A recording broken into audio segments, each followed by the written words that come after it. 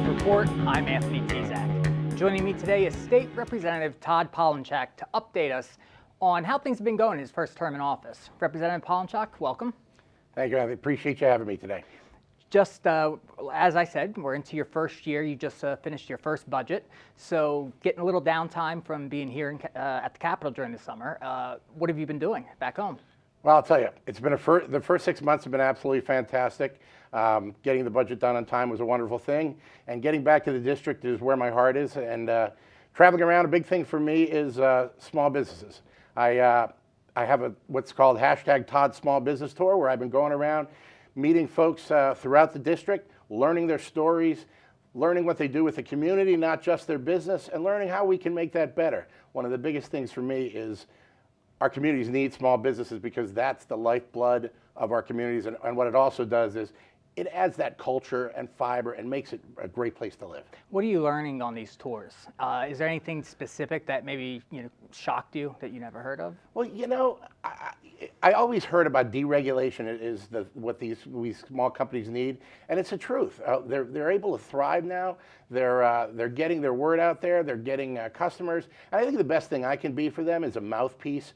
I get to spread the word about what they're doing and everything. And a lot of times they're coming back and saying, hey, you know what? Because we're reaching out and we're spreading the word through social media about what they're doing in the community and what they're all about, we're actually helping their business to grow, which is something that's very gratifying for me. Additionally, in a few weeks, the House is going to reconvene for the fall session. Right. What are your priorities going into September this year? Oh boy, there's a lot of them left, aren't there? There is. The education funding's a big one with us. I think one of the big things we need to tackle is the charter school reform and the cyber charter school reform. That's something that's always been important to me. I think given the current state of affairs, I think we need to take a look at what we're doing with regards to criminal justice, things like that. All right, well, let's talk about criminal justice. Education funding and criminal justice reform, like you said, was a big topic during the budget this year.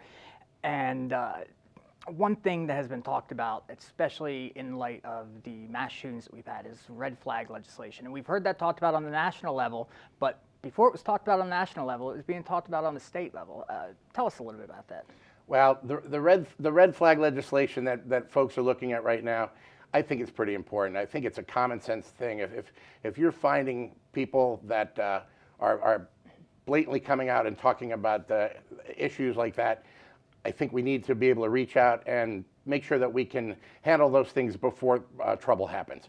So I'm for the red flag legislation, but I will tell you that it has to come with certain safeguards. Obviously, I don't want to take away people's Second Amendment rights to bear arms, but at the same time, we need to protect our communities as well. So I think that there has to be some kind of recourse for these individuals through the legal system to at least, if they are not a trouble or an issue, that they have the proper recourse to be able to go ahead and maintain their arms. But at the same time, if they're inciting violence through their words, what they're saying, then by all means, we need to make sure that we keep our population safe.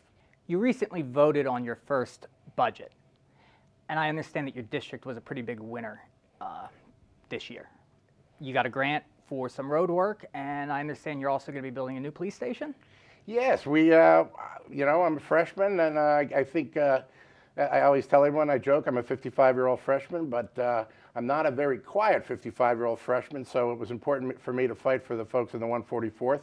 We were successful in receiving a grant of $1 million to help fund our new police station in Warrington Township, something we very much needed because the current building is out of date and it's overstaffed by about 150%, and it's something very much needed for Warrington to keep our citizens safe. In addition to that, we were also able to get a grant for to remedy our wells in Warrington Township. We have wells with the contaminants, the PFAS, PFOA, contaminants from the air station. And we were able to get some money to remedy that as well. And again, clean water should be something that we shouldn't have to fight for. Clean water should be something all of us should have. Is there any specific plans to help fix that issue, the water issue? Well, I can tell you, in the parts of my district, Warrington Township recently just sold their water authority to a local municipal authority that's going to provide the drinking water so that everybody continues to maintain safe drinking water. We've been using that now for several months. However, our communities have been paying a surcharge on that. And again, I don't think our folks should have to pay extra to get clean water. So by doing this, their water rate's going to go down by almost 50%. So that's a win for them. That's a win for everybody in regards to safety as well. And one other win for your district is that recently you were asked to head the opioid task force here. Tell us a little bit about that. I am very proud of this. It was my first legislation passed, House Resolution 216, which created an opioid recovery task force. And what it does is it basically gets the best minds in the industry together. And it's about 25 people. We've been working hard over the summer to identify the individuals that are going to serve on this task force. And we're going to put together a group that's going to build a report, everything from the district attorney's offices to law enforcement to ER physicians to recovery specialists, counselors, current addicts, recovered addicts, you name it. We put them all together so that we can figure out a way so that after somebody overdoses, you know, we give them Narcan, but then we sometimes lose them. And we don't want to do that anymore. We want a warm handoff, a safe handoff, where now we're going to be able to track what they do, and we're shooting for the 5-year mark to start, because if you can get to the 5-year mark in recovery, you have an 80% chance of staying you know, in recovery. So that's what we're going for. We're not going to stop at the 5-year mark, but that's our benchmark right now to go ahead and help folks.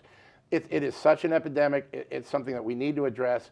And you know what? We need addicts to get to know that it's not a stigma anymore. It's a disease, and that disease can be treated, and that disease can be cured, and we need to help people.